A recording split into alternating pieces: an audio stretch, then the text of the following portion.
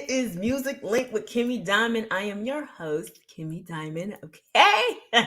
Content brought to you by Music Arena. I hope you guys doing okay. Yes, I got this pimple on my face. Halloween done got me. But other than that, grab a beverage, popcorn, or whatever, because this is going to be a awesome episode. Okay.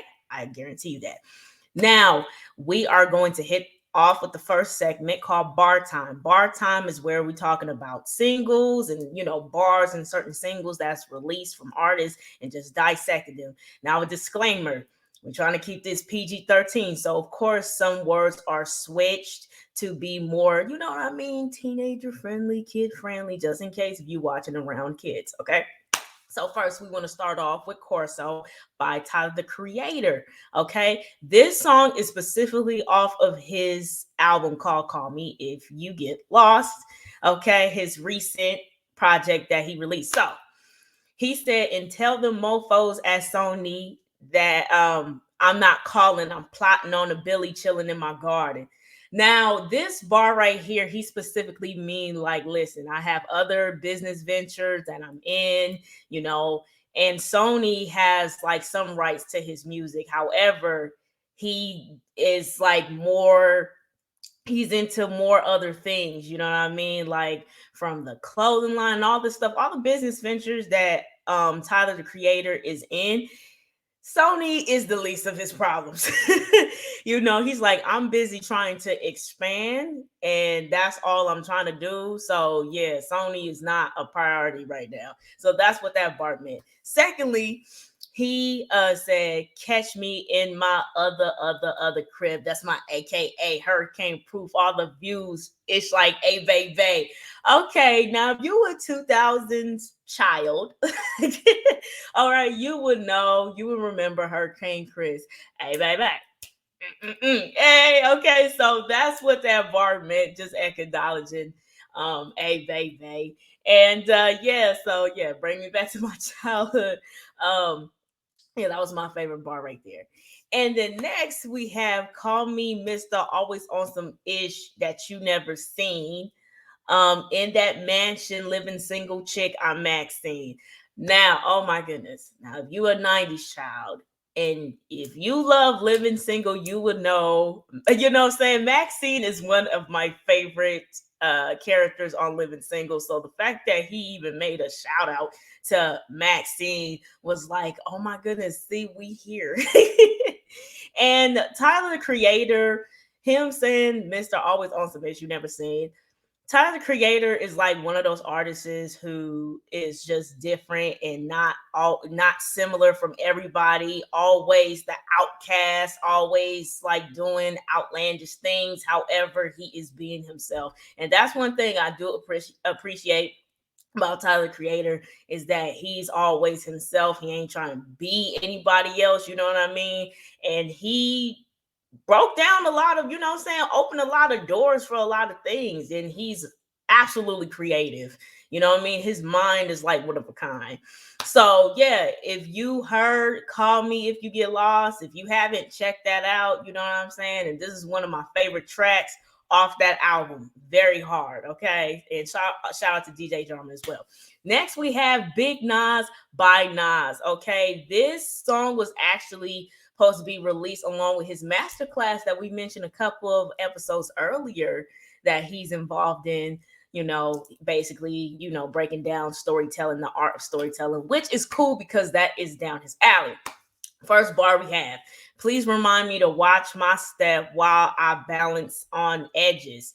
Ski on the slopes of life, slide down the apps at night." So this was the starter, and I'm just like, dang, okay, this was in the first verse.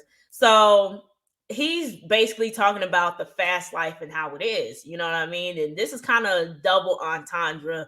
You know what I mean? We think of ski and slopes. We already know what that means. You know what I mean? Selling, you know what?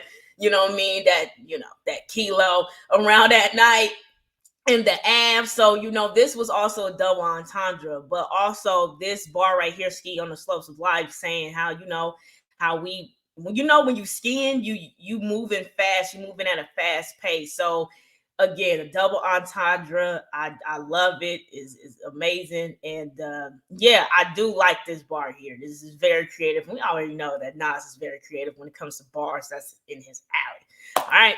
Next, we have new music, new content, new programming. I ran the gamut. Got my hands in everything like kids with bad manners. Now, basically, Nas is saying that I'm expanding how you shouldn't put all your eggs into one basket. You know what I mean? I'm into, you know, and what's so crazy about, when it comes to artists, they be into something and they are inspired to dig into different avenues that you would never thought that will fit them. You know what I mean? So Nas and and programming and new content, you know what I mean? So I just appreciate the fact that he's saying that, hey, you can't put all your eggs into one basket. Yes, I know as, being one of the most lyrical conscious rapper, out there, but I'm into more things. There's more into it out there than just music. So not putting yourself into one box, and got my hands in everything like kids with bad manners, basically saying how I have no limit in anything. I'm not going to limit myself, which I do appreciate. And then last but not least, we have this bar. I'm just here so that I don't get fined. I'm athletic with poetics. These are alpha male alphabetics. Now, if you know Marshawn Lynch, you would know that he will always say in interviews, I'm just here so that I don't get fined. Okay. And next we have that bar, I'm the athletic with poetics. Now we all know, like I said earlier, how Nas is a very poetic rapper. Okay. So yeah, so again, this is a creative bars. I love the play on words that he did with the alpha male alphabetics and athletic with poetics. Again, very creative. And please join Nas's masterclass. If you are an inspiring rapper and trying to, know how to do storytelling, get better at storytelling, please join that class. Please. It will help you out. Again, shout out to Nas, shout out to Tyler Creator. And that is it for bar time. Next, we have flowers. Okay, flowers, where we talk about artists, producers, anybody who contribute into the hip hop culture, giving them flowers, letting them know that they are not unappreciated or underappreciated. Okay, Nipsey Hussle. Okay, Nipsey Hussle. Yes, we doing flowers on Nip this week. Okay, so we are doing Nip this week, and you know gotta start off with this, okay? One of course, this is family. And of course, he's like one of the biggest West Coast artists, especially around this decade. Now, when it comes to Nip, you already know he's a rapper, he's an entrepreneur, CEO, activist, and a real estate investor.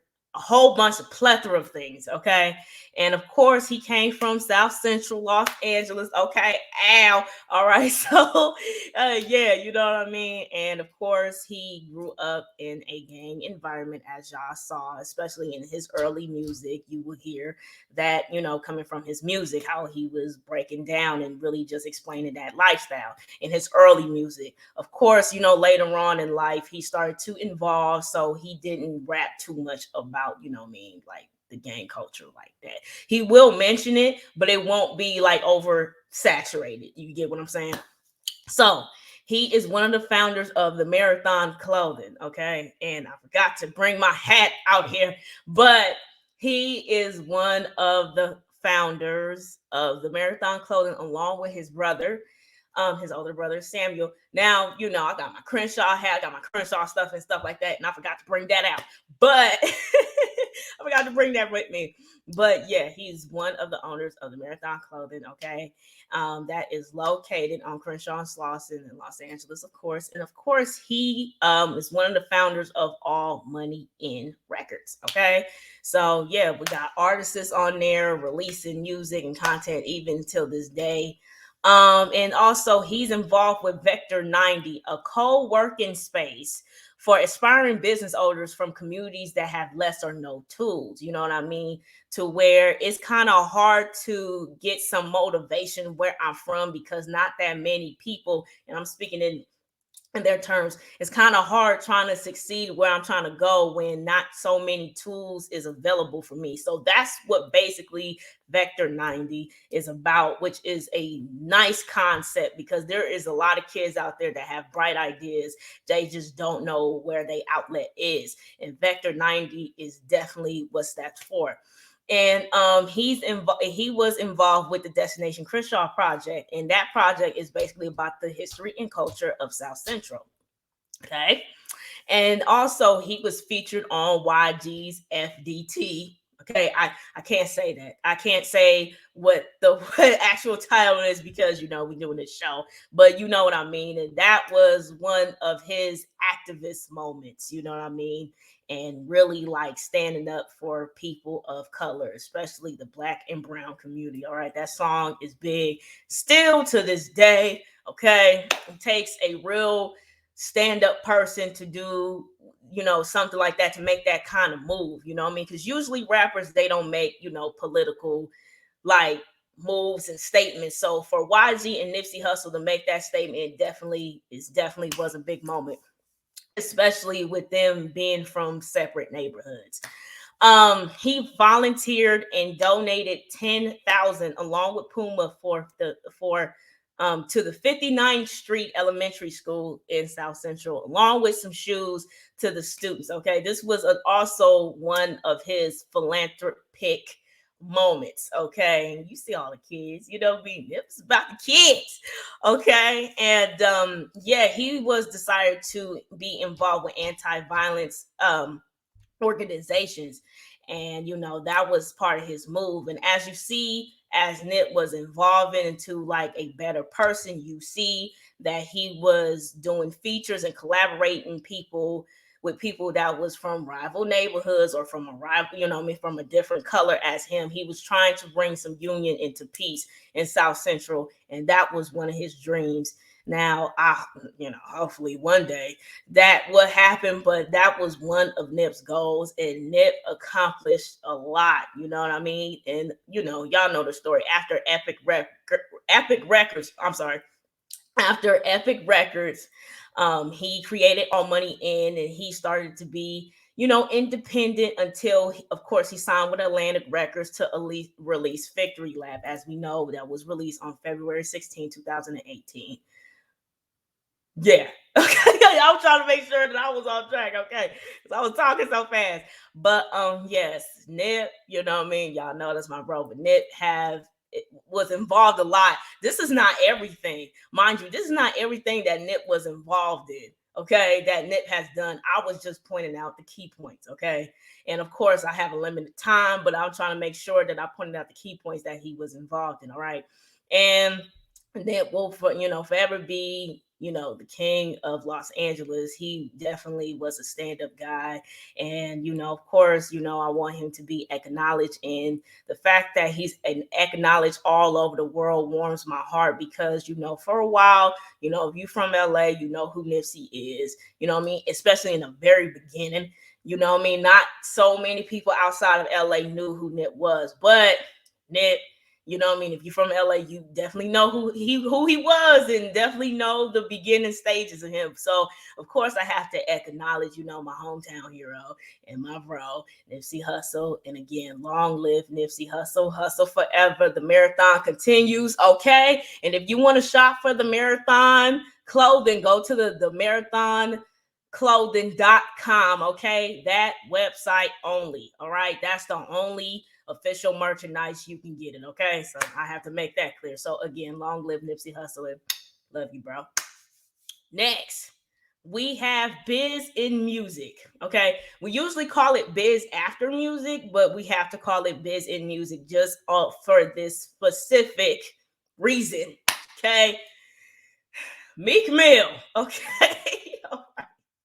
Meek Mill. All right. We got to have a conversation with you, bro. Now, he did a tweet recently. Okay. He did a tweet recently. And the first tweet was how he was not getting paid for any of his music, right? He hasn't getting paid for any of his music. And then the second tweet was about, hey, how about ask the labels how much money they was making off me. Yep, there you go. Okay, typo. I haven't get paid for music, and I don't know how much money labels make off of me. I need lawyers ASAP. Okay, so that was that. Okay, that was the first tweet, and the second tweet was how, oh, how about you need to ask them labels, ask them labels how much you spent on me as an artist. Then, ask how much they made off of me as an artist. And so here's what I have to say, and this is very important. All of you new artists out there, any aspiring artists, you need to have a lawyer present, a lawyer who is involved with the hip hop culture, who is like a lawyer who is very familiar with the hip hop culture present. Okay. You have to read your contract thoroughly. Now, again, indeed, not all deals is fair to the artist, but you have to know what's in your contract. Okay. You have to know. And my question is, how long has this been happening? Has he been paid for his early releases or no? Because that is the tricky question here. He did not disclose that. All right. And please, artists, learn from this mistake, please, because the last thing that you want to do is release music and constantly release music and not getting your royalties from it. That's the last thing that you want to do. Okay. It's one thing not owning your masters, but not getting your royalties is a whole nother train. So please don't make this mistake. Okay. And again, be aware of your percentages and contracts. Okay, be aware of that. But I'm not an expertise at this. So if you want to know more, go follow my mom and ask her questions at Cognac in Instagram, and she will probably explain it thoroughly better than me. Okay, so that's that. All right. I just have to, we have to talk about that because we see this very often. You have to know what's in your contract, man. All right, so that was that for that concept. Okay, the second segment we have is compare and contrast. Compare and contrast is where we have artists or producers that have similarities, yet there are so different. Okay, this is a very interesting segment that we got going on. We got Tyler the Creator and Russ. Okay, we got Tyler the Creator and Russ. Now, okay, all right. I know people out there, it's like, huh? Listen, I'm finna explain. You finna understand why. All right. So both of them are artists and producers. They rap and produce their own stuff. Okay. They also write their own stuff. Okay.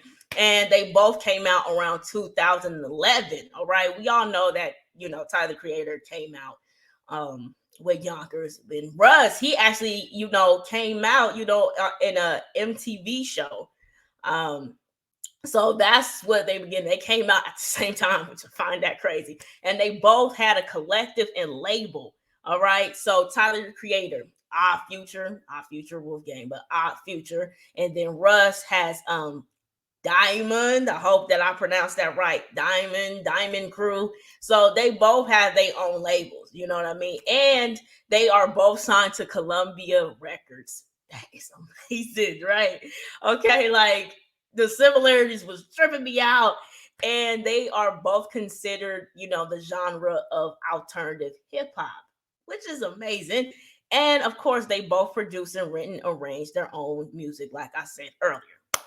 Now let's get to Tyler the Creator. Okay, Tyler the Creator is well known for, of course, Yonkers, IFHY. I can't say the title like that. And Who That Boy? Earthquake and Boy is good. Okay, and of course, in the beginning, when we was introduced to Tyler the Creator, his genre was horrorcore. Okay, all right, horrorcore influence. Hope I said that right. In the beginning. And also his recent music, he involved as well. His music involved in like jazz rap and bedroom rap, you know what I mean? And a lot of relatable stuff. And also his influences is Pharrell and Eminem. Eminem makes sense, especially in his early days. You can definitely hear the influence of Eminem and Tyler the Creator, our future period, in their music. in the earlier stages. And for his beat sound, he used samples, synths, love to do the piano, sometimes bass and 808. Tyler Creator, of course, he is himself. He has no filter at all. He's just himself.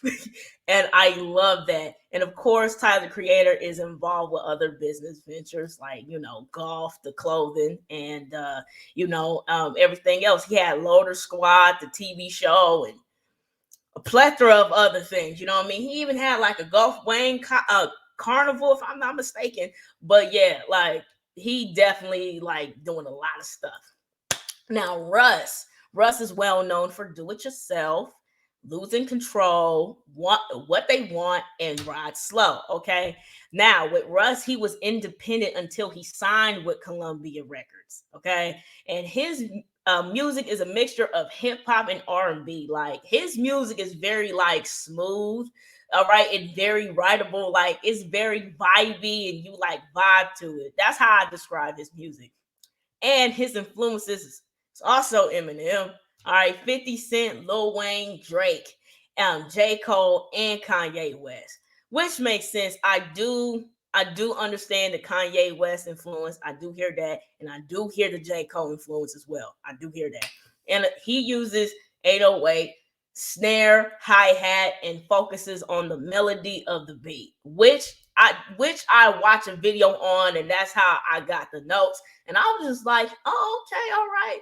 So basically, these two artists are so similar, yet they make different kind of music, which is crazy. You know what I'm saying? Like Tyler, he collaborated with Charlie Wilson dang near 10 times, if I'm not mistaken. But these two are very similar. However, they in their own lane.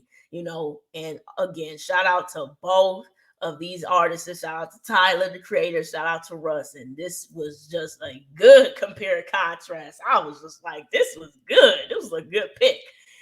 Now we finna dig into the last segment of the show called Returning the Capsule. This is a 1998 edition, okay? My birth year. Hip hop was popping around this year. We got to start off with Capital Punishment of Big Pun by Big Pun. Okay, my bad. By Big Pun. All right. Released in April 28, 1998. Singles. I'm Not a Player, which is my favorite. Twins Deep Cover 98, and Still Not a Player, and You Came Up. Okay. And this was his first album, the first album that he dropped during his lifetime. All right. And it peaked number one on the US top R&B and hip hop albums. And it was RIAA certified platinum. All right. Now, I'm Not a Player. That's my favorite song. I love the OJ's sample. Okay. That, hey. And yeah, like he is like one of, it will forever be a hip hop icon. The way he does his wordplay, stack words up, and it's the way Big Pun writes and raps, he will always stand out. He's on the list of one of the best lyricists. Okay, so again, long live Big Pun, man. So second we have It's Dark and Hell is Hot by DMX. Okay, hey man, I had to do it. Okay, all right. Had to do it. Released on May 19, 1998. Okay, and singles, Get at Me, Dog. Hey, Stop Being Greedy. Rough Riders Anthem, and How It's Going Down. All right, this was his first album. Now, this is his first album, okay, and it was peaked on number one U.S. top R&B and hip hop albums and Billboard 200 and RIAA certified 4 times platinum. Now, 1998 was a big year for DMX because we know that he hit us back with another album and it went great as well. Like doing 2 albums in 1 year. For some artists, that's hard, but for DMX, we know that he has been freestyling in the streets. You know what I'm saying? was very hungry, and rap was like his outlet. So around this time, making 2 albums was nothing. You know what I mean? Especially being an artist coming up, you have a lot of things to say and a lot of things to talk about. And the albums back to back worked in DMX favor. So again, shout out to DMX, rest in peace, DMX, long live X. Okay. Last but not least, we have Aquemini. I hope I pronounced that right. I swear, ever since I was a kid, I could not pronounce this album right. I always get corrected by Outkast. Okay, released on September 29th, 1998. Okay, and the singles from this album is "Screw It on the Bar 8."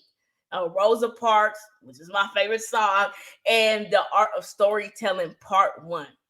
This is their third album, the group's third album, and it peaked number 2 on U.S. top R&B hip hop albums and Billboard 200, and RIAA certified 2 times platinum. Okay, Rosa Parks is my favorite song. Okay, definitely a song that you can dance to. You know what I mean? Driving, trying to get yourself in a good mood. You know what I mean? Southern vibes. You know what I mean? It was Southern vibes, just drenched all up on that song. But yeah, this is like I love this album by Outkast. You know what I mean? But yeah, 1998 was a big year. Now, of course, this is not all of the albums. I know there's other albums out there. However, we might do a 1998 edition part 2. Okay, so I'm sure of that because 1998 was a big year of hip hop. Like, if I told you all of the albums that was released in that year, y'all be like, dang. So that makes me a true hip hop baby because again, I was born in 1998, so it makes sense. So yeah, we finna wrap up this episode. I hope you guys enjoyed this episode. And did you listen to, Call Me If You Get Lost? You know what I mean? What's your thoughts on Nas's masterclass? What's your favorite achievement by Nipsey Hussle? What's your favorite album by Nipsey Hussle? And also, what are you taking from this Meek Mill situation with his labels? You know what I mean? Like what you learned. And what's your favorite Tyler the Creator song? What's your favorite Russ song? What's your favorite song off of Capital Punishment by Big Pun? Your favorite song off of It's Dark and Hell Is Hot by DMX? And what's your favorite song by Aquemini? Hopefully I pronounced that right, by Outkast. Hopefully I did. Other than that, it's been Music Link with Kimmy Diamond, and I hope you guys enjoyed this episode brought to you by Music Arena. So, bye.